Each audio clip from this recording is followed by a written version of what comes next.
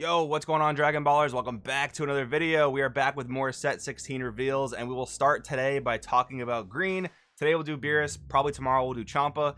And man, I don't know whether or not to like give kudos to Bandai for coming up with such a creative archetype, or to just say like, why do you guys hate green? I don't get it, but I'm not totally convinced this stuff is terrible like the last set green stuff was, but we'll get into all that in today's video. If you guys are new here, make sure to subscribe, hit that bell so you never miss a video. Anyways, let's get right into it, talking about the Beerus leader. So we have a field card, which is actually kind of cool because it goes with both the Beerus and the Champa leader. We'll read the leader first.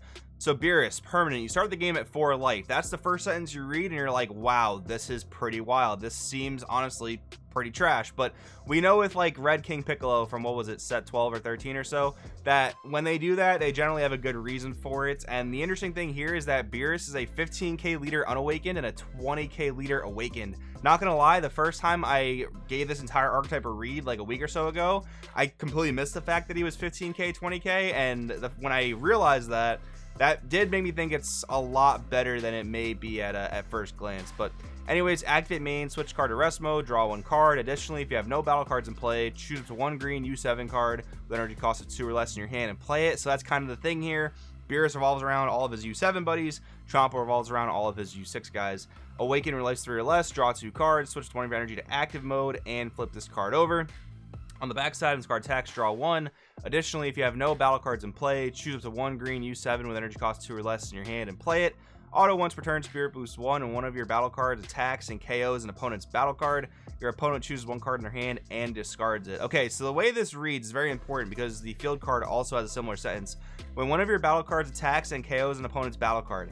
The way that reads to me is that the same battle card that attacks has to do the KOing, but it doesn't have to be KO'd by battle. That's been confirmed by David Fashbinder, head judge of the Dragon Ball Super card game. As long as the card attacks, and if it has an ability that KOs something, that still meets the requirements. But the question that people have been asking is like, if I attack and KO with a different battle card's effect, will that proc? I believe as of right now, the answer to that is no. And that makes perfect sense to me because, again, the way this sentence reads, the card that's attacking has to do the KOing in order to proc this ability. But anyways, let's move over to the field card. Now, keep in mind, this leader does not start with the field card in play, which is going to be a bit of a hurt in terms of consistency, but there are ways to get the field card out that we'll see. But anyways, it's a 1-drop barrier field, auto once per turn. If your leader is a green Beerus or a green Champa card, at the end of a battle, one of your green battle cards attacks and KOs an opponent's battle card, place that card under this card from your opponent's drop area. So same thing there. Like, to me, that reads the card that does the attacking has to do the KOing.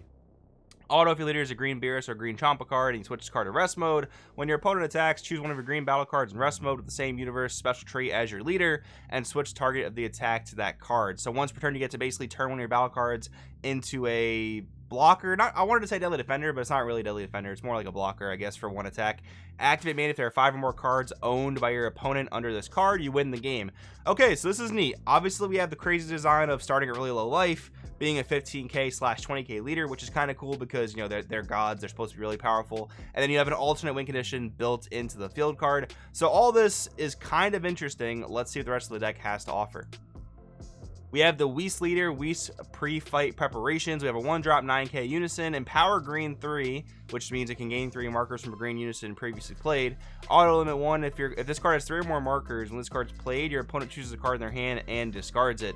So admittedly, like, you're not going to be revolving the whole deck around making this guy go off with empower 3, but I guess it is kind of neat if you just play another copy of Whis over a previous copy of Whis. Activate main +1. If a field extra card isn't in your battle area, activate 1 nameless planet from your deck, then shuffle your deck. So this is basically your way to find your field card, and you definitely want to have your field card as early as possible. So you're probably playing 4 fields and 4 Whis. Referee introducing the fighters, 1-drop 1k, activate main. If your leader card is a green Beerus or a green Champa and you place this card in the owner's drop, choose 1. You can activate 1 nameless planet from your deck, or if your opponent has no battle cards in play, your opponent reveals their hand, you choose up to 1 battle card with energy cost of 3 or less and play it in your opponent's battle area. So another way to grab the field card, so you can pick however many different ways you want to be able to search the field. 12 might be a pretty high number, but it also might be the appropriate number depending on how important the field is in your build. But on that second ability seems kind of weird, but it does give you the ability to pop one of your opponent's battle cards if it's, you know, a non-barrier type of thing. So that could be decent there. Then we have SSB Kaioken Goku Might's Calling, 4-drop 20k double strike. Auto limit 1 for a green. If your leader card's green and this card is in your combo area, when one of your green battle cards attacks and KOs an opponent's battle card, play this card from your combo area. So that's kind of like a Raider's Warcry for green, although it kind of has like more strict stipulations, but it's still kind of good. When this card attacks, choose one of your opponent's battle cards and KO it, or your opponent chooses a card in their hand and discards it. So this card seems decent. The only problem I can kind of see is like getting it into play. Just like if your opponent doesn't have a battle card in play, or you don't have the means of KOing a battle card, that could be pretty problematic. But other than that, this card does seem pretty good. Then we have a bunch of the starter cards for the deck. So keep in mind the leader is able to play a 2-drop U7 as long as you have no battle cards in play. So firstly, we have Piccolo to battle U6. We have a 2-drop 5k permanent during your turn. This card gets plus 10k power and can attack battle cards without barrier in active mode. Permanent, if your opponent has no battle cards in play, this card gains crit for the turn. So I like the fact how like this is good both for clearing battle cards and can put crit pressure on your opponent. So it's not just like a terrible card if your opponent has no battle cards. I do kind of like that. Auto for a green, when this card's KO, draw one card, then choose one green U7 with energy cost of 3 in your hand and play it. We'll see some of those in a second. But yeah, like this is one of your main starters. You play it for free with your leader, and then you hope it gets KO'd, which there are some ways I think you can KO it yourself, if I'm not mistaken, but it would involve non-archetype cards. But yeah, otherwise you're hoping your opponent will probably KO it because there's just going to be a little 5k battle card sitting there. SS Vegeta to battle U6, permanent during your turn. This card gets plus 10k, can attack battle cards without barrier in active mode. Permanent, if your opponent has no battle cards in play, this card gains double strike. Auto for a green, same thing. When it's KO, draw one, then play a 3-drop U7 from your hand. So with both these cards, like it is kind of problematic that it relies on your opponent to KO them. Again, if you have a way to KO them yourself, that's great, but relying on your opponent to do that, they could just very easily ignore these guys, and it's probably not the end of the world if these little 15k attackers keep attacking you. It doesn't seem too crazy. Then we have an extra card for the deck. Sibling Squabble, 1-drop extra card. Activate main if your leader is a green Beerus or Champa card, draw one. And if your opponent has more cards in their hand than you, they choose a card in their hand and discard it.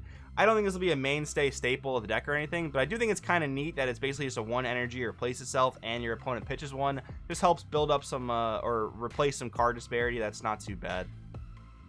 Then we have some more cards for the deck. So we have SSB Vegeta, Lost Kingdom's Pride, 3-drop 20k dual attack. If your leader is green, you have 3 or more energy at the end of a battle in which this card is using a combo from your hand. Play this card from your drop area. Notice it's a 2 energy 10k combo, much like Raider's Warcry. Auto once per turn when this card attacks and KOs an opponent's battle card. Your opponent chooses a card in their hand and discard it. So keep in mind, this card doesn't have an ability that KOs on attack. You have to physically attack into rested battle cards and get rid of them. If you do, you're able to make your opponent pitch a card, which is kind of neat. But honestly, besides being a 20k dual attack pressure for 2 energy, I don't think this card is so great in terms of its second auto. Again, unless your opponent is putting cards out there for you to beat mercilessly, but I mean, a smart player is gonna play around your whole deck's theme if they know what it does, right? So it's kind of weird. But anyways, we have Goku to battle U6. We have a double strike 20k permanent. This card can attack battle cards without barrier in active mode. Another permanent, if your opponent has no battle cards in play, this card gets plus 5,000 power and crits. And an auto, when this card is played using a skill, draw one. So this is another 3-drop you can go into off of your 2-drops getting popped. What's also pretty neat is that this is a card that makes Piccolo Special Beam Cannon Unleashed live. So you get some barrier removal, you get some more hand control, you get another free attacker. The only awkward thing is like if your opponent has no battle cards in play, this is a 25k. So that's like a small problem that can get in the way of using this combo, but it is kind of neat. Anytime a new green 20k Goku comes out, this Piccolo is something worth looking at. It's kind of cool. And then the final thing I want to talk about today, guys, there is another neat little combo you can play in the deck. Piccolo Cunning Strategist. This is a U7 Piccolo, Auto Burst 3. When you play this card from your hand, choose one Namekian or U7 cards from your hand with original energy cost of 4 or less, negated skills for the duration of the turn, and play it. So this is a 3-drop green U7 that those 2-drops can play when they're popped, and this can go into any U7 you really want, or it can go into Piccolo Assimilated Ability. Very simple. Barrier, activate battle, once per turn, bond 2, choose one of your opponent's battle cards with energy cost of 5 or less and KO it. If you KO a card, draw one. So this is one of the main cards that, you know, people realized you can play in the deck, but they also questioned, like, if I attack with like Piccolo Cunning Strategist, for example, and then I use Piccolo Assimilated Ability, does that proc my field card or any of my other effects that require a battle card to attack? And again, I believe the answer as of right now is no, which makes perfect sense to me because the way that sentence reads is the card that attacks has to do the KOing. But even if that's the case, this is still a solid combo to play in the deck because Piccolo Assimilated Ability, the bond should be relatively easy to meet because your leader puts battle cards in play, Cunning Strategist puts battle cards in play. that's all well and good. And then this is able to just like keep your hand size up, which is kind of nice. So overall, again, the archetype is very, very strange, but I'm not willing to say it's absolute garbage. I think it's definitely better than the set 15 green cards, at least. And I am actually kind of interested to test this stuff out and see how it can do. But anyways, guys, let me know in the comments below what you think about Beerus. We'll talk about Champa tomorrow. I'll see you then.